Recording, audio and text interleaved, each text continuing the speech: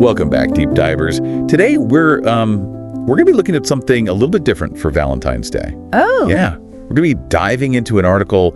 It's from a group called the Church of Tinkerbell. Interesting. Yeah. And they have a very unique take on Valentine's Day.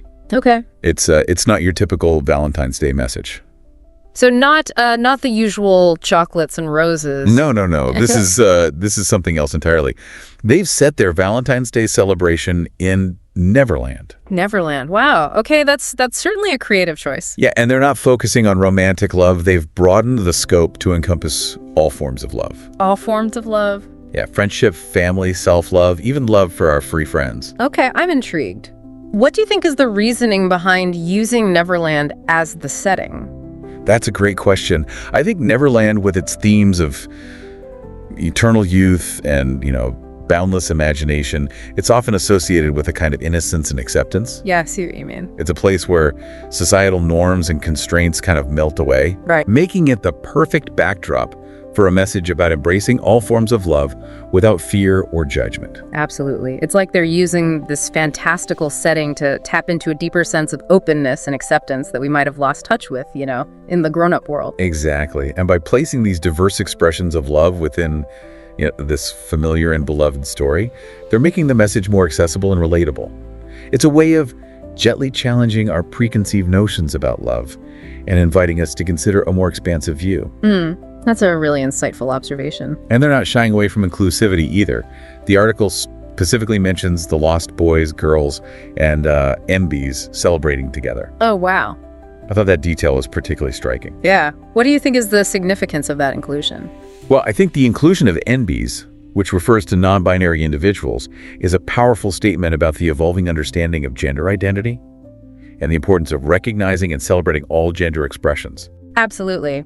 It's a way of saying that love and belonging should not be limited by traditional gender norms, and that everyone, regardless of how they identify, deserves to feel loved and accepted.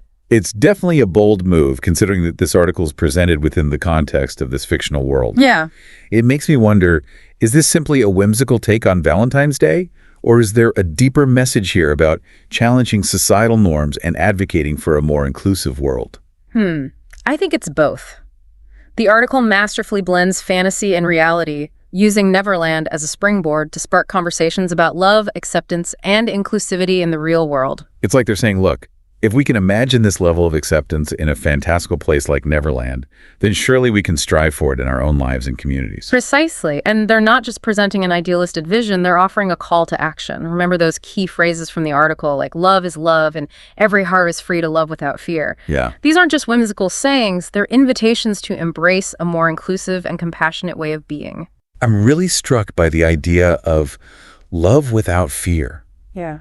It seems like such a simple concept, but it's actually quite profound. It is. Think about it. How often do we hold back from expressing love or accepting love because of fear? Fear of judgment, fear of rejection, fear of not fitting into societal expectations. Yeah. The article encourages us to let go of those fears and embrace love in all its messy, beautiful, and diverse forms. And that really resonates with me. It makes me think about how even in today's world, there are still so many people who face discrimination and prejudice simply for who they are or who they love. You're right. And that's why messages like the one presented in this article are so important.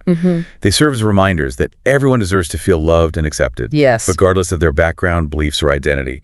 And they challenge us to examine our own biases and work towards creating a more inclusive and equitable society where love truly can flourish without fear. Absolutely. I'm curious to hear more about how they depict this love without fear in Neverland. What are some of the specific ways they showcase this concept?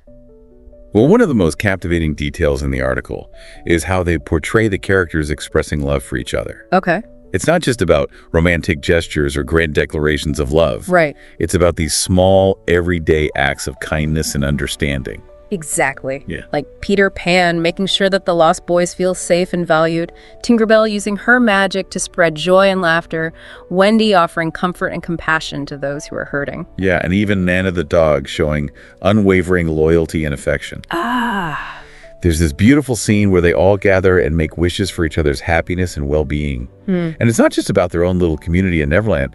They explicitly wish for love and acceptance for everyone, everywhere. That's beautiful. That really struck a chord with me. It's a powerful testament to the boundless nature of love. They're not limiting their compassion to just those in their immediate circle. They're extending it outwards, encompassing all of humanity in their wishes for a more loving and accepting world. It's like they're sending out a ripple of love from Neverland, hoping it reaches every corner of the real world. I love that imagery. You know, it makes me think about the role of imagination and storytelling in promoting social change.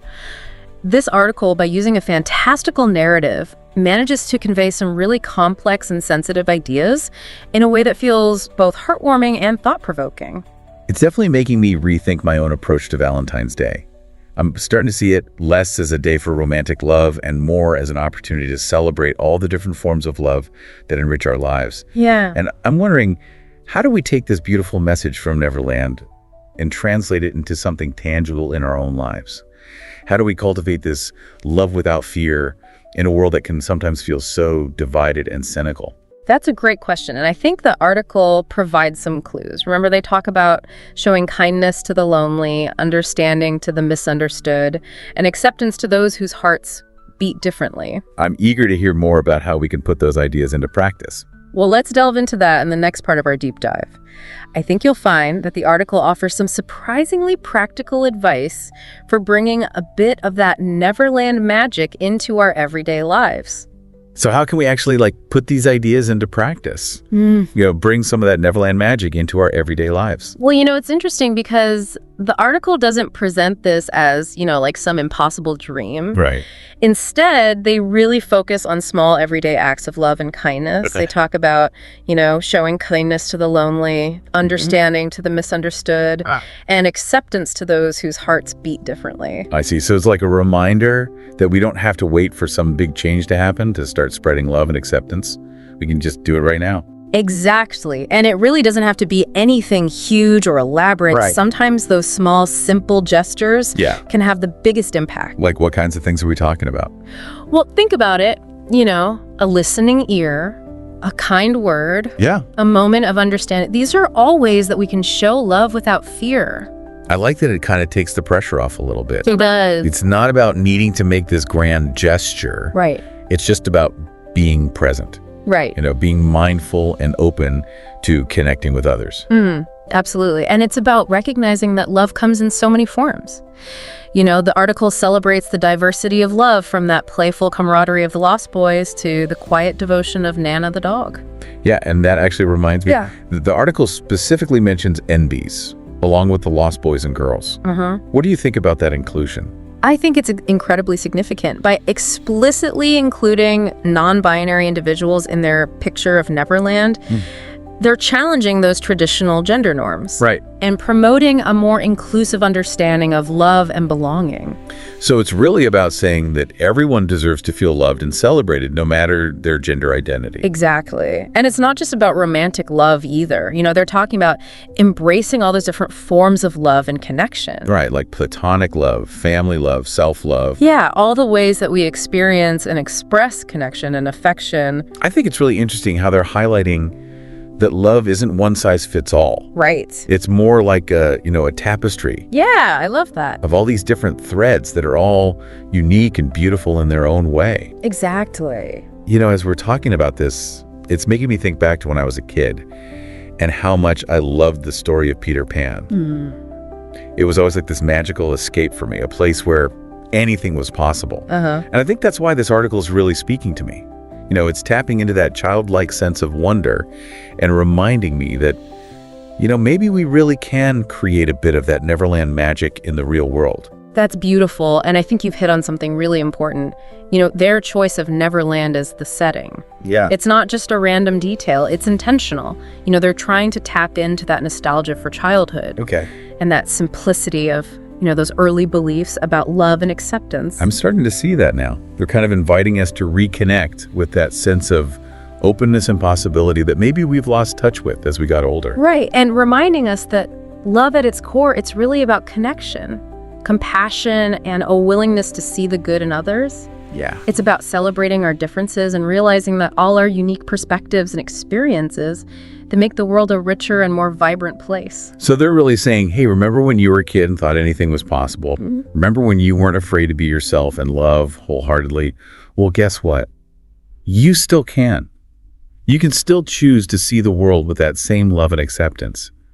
You can still choose to believe in kindness and connection. That's a beautiful way to put it, and it's a powerful reminder that we actually have more power than we think. Okay. We can focus on the things that divide us, or we can focus on what brings us together. Right. We can perpetuate fear and judgment, or we can choose to spread love and acceptance. So then the question becomes, how do we actually make that choice? How do we cultivate that love without fear in a world that can feel so overwhelming? Well, one way is to start small. Look for those everyday opportunities to practice kindness and compassion. Like what? Well, it could be something as simple as, offering a genuine compliment to a stranger. Uh-huh. Or reaching out to a friend who's going through a hard time. Okay. Or maybe something a bit more intentional, like volunteering your time for a cause that you care about, or speaking out against injustice. And I think it's also important to, set boundaries. Yes. And protect our own hearts. Loving without fear doesn't mean letting people walk all over us. It means taking care of ourselves. Yeah. Exactly. And, the article subtly touches on that when they talk about every heart being free to love without fear. It's not just about loving others. It's about loving ourselves enough to have those healthy boundaries. Right. So we can create a space where we can really thrive. Exactly. And that self-love is the foundation for all other love. Yeah. When we can love and accept ourselves, Yeah. we're better able to love and accept others. So it all comes back to love without fear. Yeah. But how do we actually put it into action? How do we make it real? Well, one way is to just be more mindful of our thoughts and our actions. Yeah. Are we approaching others with judgment or curiosity? Are we spreading negativity or positivity? Okay. Are we contributing to fear or to love? So it's like we have to become more aware of the energy we're putting out into the world. Exactly. It's about making those small, everyday choices that reflect, a commitment to love, kindness, and compassion. Okay. It's about choosing to see the good in others, even when it's hard. It's about choosing to forgive, even when we've been hurt. And it's about choosing to believe that a more loving and accepting world is possible, even when we see so much that tells us otherwise. It sounds like cultivating this love without fear is a journey, not a destination. That actually makes me think about Maslow's hierarchy of needs. Oh, really? Yeah, and how safety and belonging are so essential for those higher forms of love. Interesting. I've never thought of it like that before. Well, think about it. If we don't feel safe and secure, Yeah. if we don't feel like we belong, then it's so much harder to open our hearts to love, both for ourselves and for others. So to create a world where love without fear can really exist, we need to take care of those basic needs first. Exactly. It's about building that foundation of trust and understanding. Right. And that starts with each of us. It starts with those choices that we make every day, the words we speak, the actions we take. It starts with recognizing that we're all connected and that each person's well-being is tied to the well-being of everyone else. It's a reminder that we're all in this together. We are. And the more we can embrace that share of humanity, the closer we'll get to creating a world where love truly can flourish without fear. Wow. I have to say, this whole conversation has really changed how I think about Valentine's Day. Yeah. I'm seeing it less as, just a day for romantic love and more like a celebration of all the different kinds of love in our lives. That's wonderful. And that's really what this article is all about. It's saying that love has so many sides to it, and we shouldn't limit ourselves to just one way of seeing it. Right. It's like they're saying, hey, let's open our minds to what love can really be. It can be joking around with your friends, the support you get from your family, taking care of yourself, or even the unconditional love you get from a pet. Exactly. Yeah. And when we embrace all of that, all those different ways of experiencing love, it opens us up to a whole world of connection. And we start to see the love that's already all around us, and we can choose to celebrate it. Something that really stuck with me from the article is this idea of love without fear. It sounds so simple, but it's like actually putting it into practice is hard. Yeah. How do we let go of all that fear that's holding us back from really loving? That's a great question. I think it starts with looking inside and figuring out what those fears are for you. Yeah. What's holding you back? Is it being scared of rejection or judgment? Maybe being vulnerable. Yeah. Once you know what those fears are, you can start to challenge them. So it's about being aware of the stories we tell ourselves about love. Exactly. You have to ask yourself, are these stories helping me or are they holding me back? Are they based on things that happened in the past that maybe don't even matter anymore? It's about questioning those beliefs and making new stories for yourself, ones that match the kind of love you really want.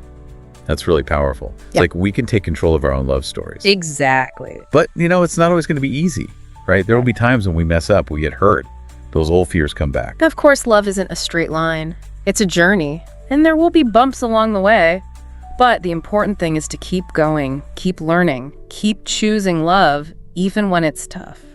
It makes me think about how important it is to be resilient in love. To bounce back from those hard times. How can we be more resilient when it comes to love and relationships? I think it starts with being kind to yourself. When we make mistakes, when we get hurt, it's so easy to blame ourselves. Yeah. But that just keeps us stuck in that cycle of fear and self-doubt.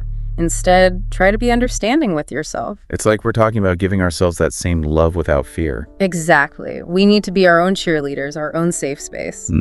When we can give ourselves that kind of unconditional love and support, we're much better prepared for the ups and downs of love and relationships. It's about building up that strong love for ourselves. Right. So that we can be whole and true to ourselves when we're with other people. Exactly. But, I also have to think about those bigger things that stop people from having love without fear. Things like discrimination, prejudice, Right. all that injustice. It creates a world where love doesn't feel like something everyone has. It feels like a privilege. That's such an important point. We can't talk about loving without fear, without talking about all the things in our world that make it impossible for so many people to love freely and openly. We have to understand that love is connected to social justice and work to create a world where everyone can love and be loved without being persecuted or judged. It's about tearing down those systems of oppression and building a world that's fairer for everyone.